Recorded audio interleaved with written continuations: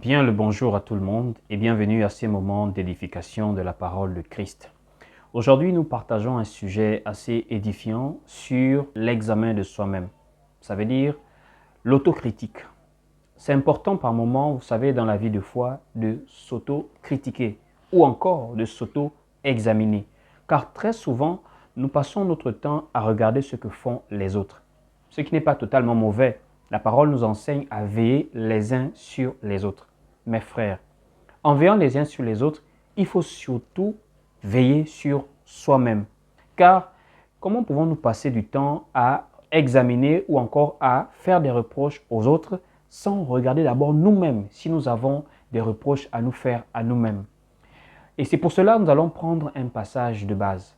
Le passage où le Seigneur Jésus-Christ va faire une révélation assez fracassante. Plusieurs personnes lisent souvent ce passage, mais ne remarquent pas quelque chose d'assez particulier. Le passage qui est dans le livre, par exemple, de Matthieu chapitre 7, où le Seigneur parle de la paille et de la poutre. Ainsi, le Seigneur va dire, par exemple, « Pourquoi regardes-tu la paille qui est dans l'œil de l'autre, mais ne vois-tu pas la poutre qui est dans ton œil ?» Je voudrais que nous lisions ça ensemble. Prenons tous ensemble le livre de Matthieu, chapitre 7, à partir du verset 3. Il est écrit ici dans Matthieu, chapitre 7, dès le verset 3. « Pourquoi vois-tu la paille qui est dans l'œil de ton frère et n'aperçois-tu pas la poutre qui est dans ton œil ?» Ici, le Seigneur est en train de faire comprendre qu'il y a une paille et il y a une poutre.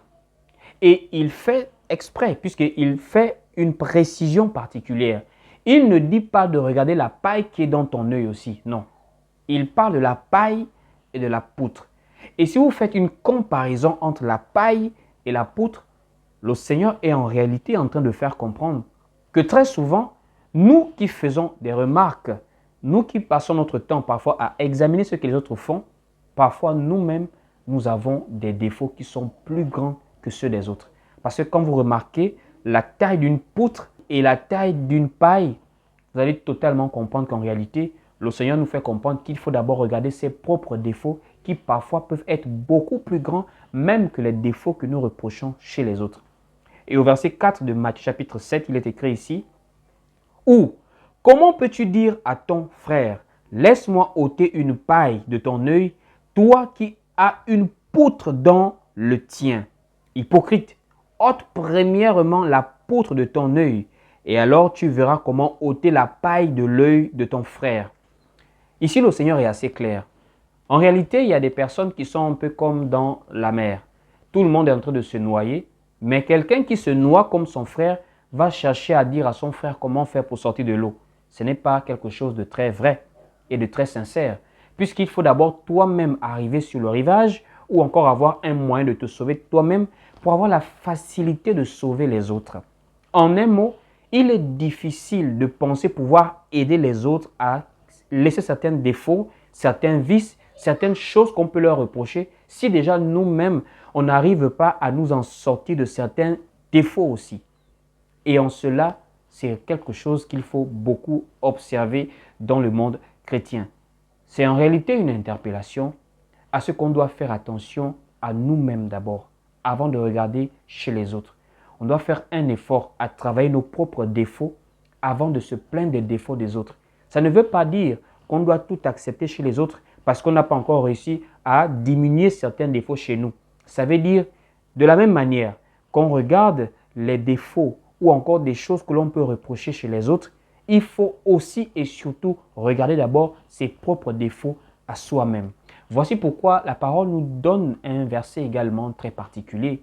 Le livre par exemple de 1 Timothée, chapitre 4 au verset 16, l'apôtre Paul va dire à Timothée, « Veille sur toi-même ». C'est très important, frères et sœurs dans la foi, de veiller sur nous-mêmes. Vous savez, la marche dans la foi peut être assez longue parce que c'est toute une vie que nous sommes dans cette affaire jusqu'à ce que le Seigneur vienne nous prendre. La vie sur terre n'est pas facile.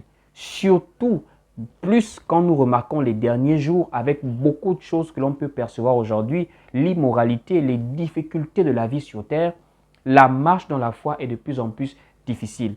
Et les apôtres, comme l'apôtre Paul, va encore attirer l'attention du chrétien, de l'enfant de Dieu, du disciple de Christ, à veiller sur lui-même. À peu près ce que le Seigneur disait en d'autres mots lorsqu'il disait « veillez et priez ». Il est important que dans ce temps de la fin, où il y a beaucoup de confusion, où il y a beaucoup de distractions, où le péché est arrivé à son comble, que nous puissions veiller sur nous-mêmes. C'est très important, frères et sœurs. Allons-y lire le livre, par exemple, de 1 Timothée chapitre 4 en question, au verset 16. Veille sur toi-même et sur ton enseignement. Persévère dans ces choses, car en agissant ainsi, tu te sauveras toi-même et tu sauveras ceux qui t'écoutent. Alors, veiller sur soi-même, c'est quoi exactement? C'est simplement veiller à sa santé spirituelle par rapport à ce que nous ressortons de nous, par rapport à ce que nous regardons, par rapport à ce que nous disons, sortons de nos bouches comme parole, par rapport à nos actes. Ça veut dire l'interaction entre l'extérieur et l'intérieur. En réalité, nous sommes comme une maison. Et cette maison est la demeure du Saint-Esprit. Ça veut dire nous devons veiller à ce que l'Esprit de Dieu soit toujours en éveil en nous, puisque la parole parle de ne pas éteindre l'Esprit, de ne pas l'attrister en fait. Ça veut dire qu'il y a des choses que quand nous faisons, nous pouvons nous éloigner de la voix du Seigneur sans nous rendre compte. Voici pourquoi on doit apprendre à veiller sur ce que nous regardons. On doit apprendre à veiller sur nos rapports avec les autres. On doit apprendre à veiller sur notre intimité dans la parole, dans le Seigneur, notre spiritualité, notre relation avec Dieu. Dieu est esprit et il faut que ceux qui l'adorent, l'adorent en esprit et en vérité. Lorsqu'on s'éloigne de Dieu, on devient de plus en plus charnel. C'est ce que l'apôtre Paul également va dire, par exemple, dans le livre de Corinthiens, qu'il traitait durement son corps de peur qu'après avoir prêché aux autres, il soit lui-même rejeté. Et il parlait beaucoup plus de la foi, parce que c'est la foi qui sauve. Or, il y a des personnes qui sont religieuses, mais qui ne sont plus véritablement dans la foi. Ça veut dire que ces personnes n'ont plus un rapport spirituel, une relation spirituelle avec Dieu, en tant que des véritables adorateurs spirituels. Mais ces personnes sont restées simplement religieuses. Elles vont à l'église, dans un bâtiment, elles donnent des offrandes, elles chantent, elles prient dans l'habitude, mais elles n'ont plus une véritable relation avec le Seigneur. Et c'est ce que l'apôtre Paul va nous dire, il faut traiter durement sa chair. Ça veut dire ne pas se laisser aller dans la distraction, dans les penchants charnels, mais beaucoup plus veiller à notre état de santé spirituelle. Et il va dire par exemple une autre chose, dans le livre de 1 Corinthiens chapitre 10 au verset 12. Il va dire que celui qui est debout prenne garde de tomber. C'est vraiment un conseil qui a l'allure d'une mise en garde qu'on doit faire l'effort, à nous qui sommes dans la foi, de prendre garde de tomber sans même s'en rendre compte. Ça ne veut pas dire qu'en réalité, nous travaillons à notre salut par nos propres efforts. Ça veut simplement dire que notre parcours sur la terre nécessite un minimum de violence de notre part. Le Seigneur a déjà fait tout à la croix, mais sur la terre, on doit faire un minimum d'efforts, un minimum de volonté, un minimum de travail pour bien marcher dans la foi en réalité. Vous voyez? Allons-y pour le livre de 1 Corinthiens chapitre 10 au verset 12. Vous allez lire. Ainsi donc, que celui qui croit être debout prenne garde de tomber. Vous voyez un peu? Et à quel niveau peut-on veiller sur soi-même? À quel niveau? Il y a plusieurs niveaux de veille, frères et sœurs. Premièrement, il faut veiller sur l'état de son cœur. Ah oui, il faut veiller sur l'état de son cœur. La parole nous dit de garder notre cœur plus que toute autre chose, car c'est de lui d'où viennent les sources de la vie. Ça veut dire, frères et sœurs, quelles sont les pensées qui animent nos cœurs? Quelles sont les pensées de nos cœurs, frères et sœurs? Quels sont les sentiments que nous avons? Il y a des gens dans la foi qui ont de la rancune, qui ont de la haine, qui ont de très mauvais sentiments envers des personnes. C'est humain d'avoir peut-être de la colère face à quelqu'un qui nous a peut-être énervé pour une raison ou pour une autre. C'est humain d'avoir de la rancune quand on a été frustré par une personne. C'est humain parfois d'avoir du mal à oublier certaines choses.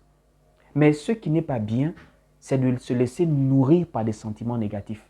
Parce qu'en réalité, Dieu est amour et la nature divine est la nôtre, puisque en Christ, nous sommes des enfants de Dieu. Donc même quand on a été blessé, même quand on a vécu des situations difficiles, on doit éviter à ce que notre cœur soit rempli de sentiments négatifs. Parce que ça nous éloigne de Dieu sans qu'on s'en rende compte. Ça nous rend très charnel parce que la chair aussi vit. Et les œuvres de la chair, c'est par exemple les querelles, la colère, la haine et beaucoup de ces choses négatives. Nous avons aussi, en dehors de l'état du cœur, nous avons par exemple ce que nous sortons de nos bouches. Frères et sœurs, c'est important. Qu'est-ce que tu sors de ta bouche? Veillez sur soi-même. Regardez la poutre qui est dans ton œil, c'est de regarder tes propres défauts. Regarde tes propres défauts. Quelles sont les paroles qui sortent régulièrement de ta bouche? Est-ce que ce sont des paroles de commérage? Des paroles d'immoralité? Il y a des gens qui sont pourtant des chrétiens, des disciples de Christ, mais lorsque ces personnes sont par exemple au travail, vous allez remarquer les sujets de conversation auxquels ces personnes s'adonnent sont des sujets de conversation assez surprenants pour un enfant de Dieu. On parle du sexe, on parle de la débauche, on parle du vin, on parle de l'immoralité, alors que quand on est enfant de Dieu, on sait que ce sont des œuvres de la chair. Et l'apôtre Jacques va nous parler de ça, que nous devons faire attention parce qu'une même source ne peut donner de l'eau douce et de l'eau qui est, on va dire, salée, sinon amère. Vous voyez un peu? Et on va aller lire ça. Le livre de Jacques, chapitre 3. Prenons à partir du verset 3. On va lire. Si nous mettons le mort dans la bouche des chevaux pour qu'ils nous obéissent, nous dirigeons aussi leur corps tout entier. Voici même les navires qui sont si grands et que poussent des vents impétueux sont dirigés par un très petit gouvernail au gré du pilote. De même, la langue est un petit membre et elle se vante de grandes choses. Voici comme un petit feu peut embraser une grande forêt. La langue aussi est un feu, c'est le monde de l'iniquité. La langue est placée parmi nos membres, souillant tout le corps et enflammant le cours de la vie, étant elle-même enflammée par la géhenne. Toutes les espèces de bêtes et d'oiseaux, de reptiles et d'animaux marins sont domptées et ont été domptées par la nature humaine. Mais la langue, aucun homme ne peut la dompter. C'est un mal qu'on ne peut réprimer. Elle est pleine d'un venin mortel. Par elle nous bénissons le Seigneur notre Père, et par elle nous maudissons les hommes faits à l'image de Dieu. De la même bouche sortent la bénédiction et la malédiction. Il ne faut pas, mes frères, qu'il en soit ainsi. La source fait-elle jaillir par la même ouverture l'eau douce et l'eau amère? Un figuier, mes frères, peut-il produire des olives ou encore une vigne des figues? De l'eau salée ne peut pas non plus produire de l'eau douce. Ici, l'apôtre Jacques est en train de parler de l'usage de la parole. Veiller sur soi-même, c'est veiller sur ce que nous dégageons, qui vient de l'intérieur. C'est de l'abondance du cœur que la bouche parle. En général, quand quelqu'un parle, par exemple, en général des conversations très obscènes, c'est que son cœur est rempli d'impudicité. Quand quelqu'un parle parfois des paroles de commérage, de haine, de jalousie, c'est parce que son cœur est rempli de colère. Voici pourquoi examinons par exemple les paroles qui sortent de nos bouches. C'est en cela qu'il faut veiller sur soi-même. Un autre point, nous avons les yeux. À quoi exposons-nous nos yeux chaque jour? C'est important de le savoir. Alors, frères et sœurs, à l'ère d'Internet, il est certain que de nos jours, ce que nous regardons est très compliqué en termes de pureté, en termes de sainteté. Les réseaux sociaux, c'est le monde de l'impureté, l'immoralité. Nous avons l'hypersexualisation au jour d'aujourd'hui qui fait que même dans les journaux, on peut voir des images très obscènes. La liberté aujourd'hui fait que même le vestimentaire peut exposer quelqu'un à voir des parties intimes d'une femme qui pour d'autres personnes c'est totalement normal en réalité. Voici pourquoi on doit faire attention à ce que nous regardons. Quand on est enfant de Dieu, on se discipline. On n'est pas comme tout le monde. Quand on est enfant de Dieu, on n'est pas comme tout le monde. On se discipline dans ce que nous sortons de nos bouches, dans ce que nous regardons aussi par nos yeux. Parce que nos yeux également peuvent être objets de convoitise. Et l'apôtre Jean en parle par exemple lorsqu'il parle de la convoitise des yeux. Prenons par exemple le livre de 1 Jean chapitre 2, au verset 16. En descendant, nous allons comprendre quelque chose. 1 Jean chapitre 2, dès le verset 16, il est écrit ici. Car tout ce qui est dans le monde, la convoitise de la chair, la convoitise des yeux et l'orgueil de la vie ne viennent point du Père, mais viennent du monde. On parle de la convoitise des yeux. Aujourd'hui, combien de personnes ont développé des complexes, même par rapport à leur propre corps, à cause de ce qu'ils regardent? Plusieurs femmes aujourd'hui sont tombées dans des complexes du poids, dans des complexes de la peau, de la beauté, à cause des modèles parfois qui ne sont pas très réalistes, avec des retouches photos, avec la chirurgie plastique de nos jours, tellement de choses. Mais il y a même des chrétiens qui peuvent parfois développer des complexes, même par rapport à la vie sociale. Quand on voit comment les autres sont bénis, sont financièrement prospères, on se dit, mais est-ce que vraiment Dieu est avec nous? La convoitise des yeux. Et c'est ce que le diable voulait faire avec le Seigneur. Il lui a présenté les royaumes du monde et leur gloire. Mais le Seigneur, qui était la parole faite chair, a su comment repousser le diable. Et il faut aussi savoir comment vous discipliner, frères et sœurs, dans la foi. On est humain. Plus on expose nos yeux par rapport à quelque chose, plus on peut être susceptible de tomber dans la convoitise de cette chose-là. C'est humain. Voici pourquoi il faut savoir éviter d'exposer les yeux à certaines choses. Apprenez à vous discipliner. Vous n'êtes pas obligé de tout regarder. Vous n'êtes pas obligé de tout voir.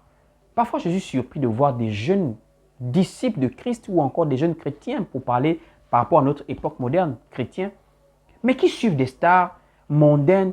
Mais vous voyez même la manière dont ces stars s'habillent. Ils ne présentent que la luxure, aucune édification. Alors que quand on est enfant de Dieu, frères et sœurs, on cherche l'édification en toutes choses. Si une image peut vous édifier, tant mieux. Si une vidéo peut vous édifier, tant mieux. Mais comment on se laisse aller parfois à regarder des choses qui ne nous apportent rien, bien au contraire, mais qui sèment en nous des semences très négatives. Il faut apprendre à discipliner ses yeux.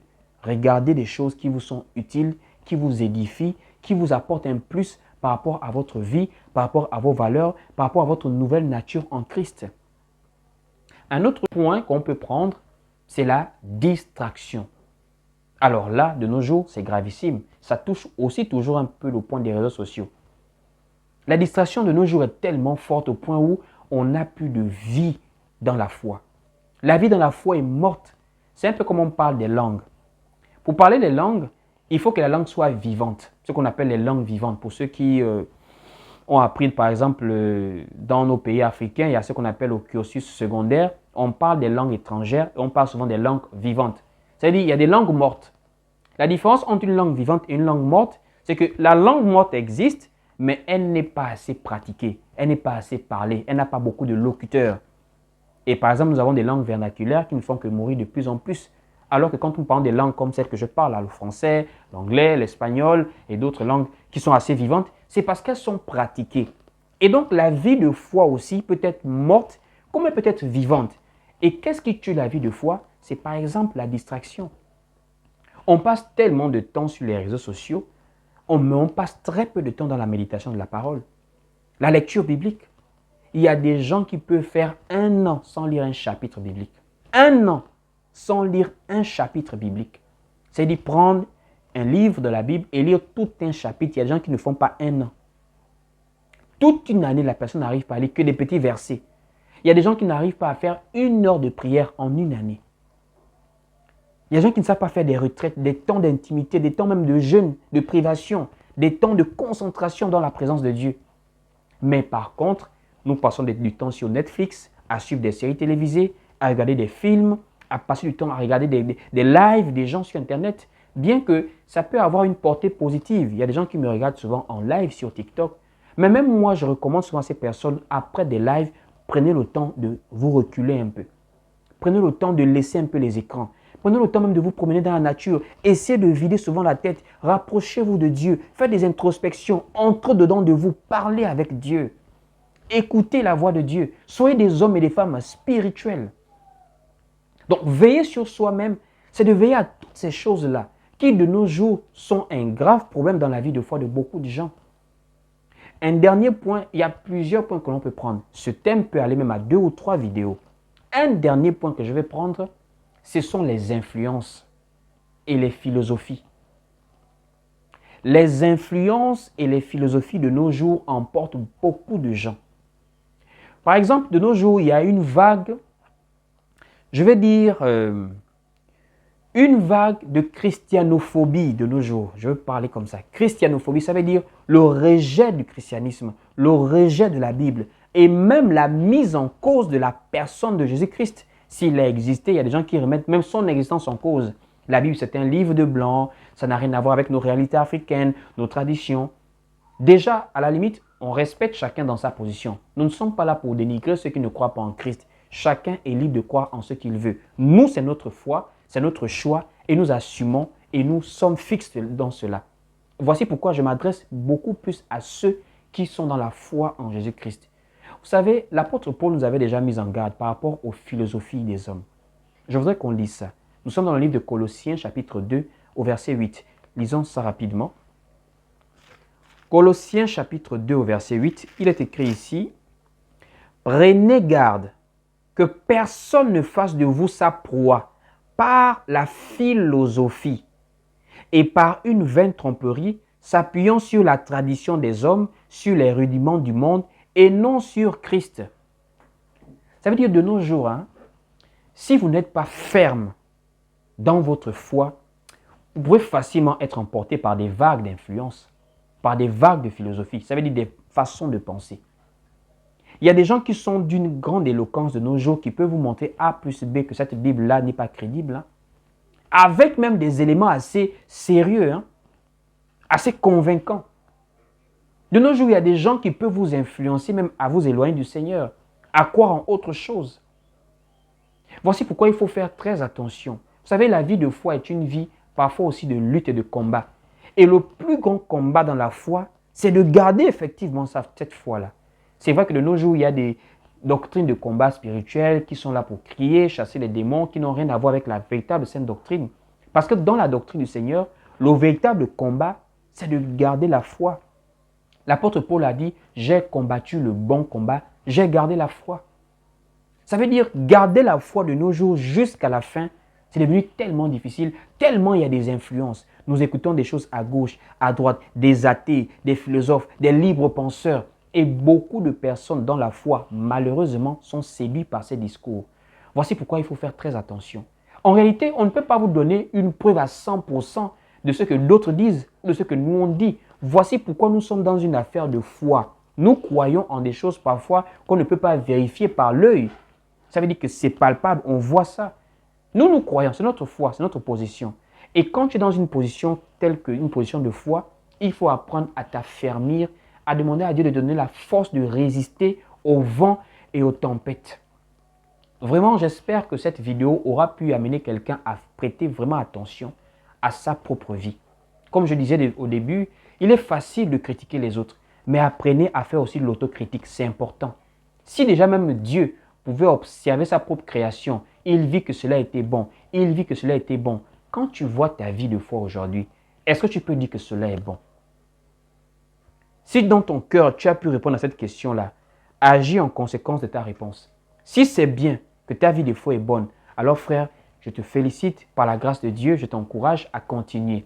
Si ce n'est pas bon, je t'invite alors à prendre du recul, à rechercher la grâce de Dieu, qu'il te fortifie, qu'il te relève là où tu es tombé, qu'il te relève là où tu t'es affaibli et qu'il te ramène vraiment dans cette vie de foi merveilleuse où nous persévérons avec la joie d'un salut éternel. Vraiment que Dieu vous bénisse. Nous sommes arrivés au terme de ces moments d'édification. Voilà, nous allons beaucoup plus passer du temps ici sur YouTube, comme je le dis de plus en plus ces jours-ci. Donc vraiment, c'est à vous maintenant de faire le relais de ces vidéos en partageant massivement. Si vous n'êtes pas encore abonné, c'est l'occasion de le faire. Laissez-nous un commentaire, un like et partagez. Et pour toute personne qui veut être en contact avec nous, nous sommes joignables sur WhatsApp au plus 241 74 31 70 87.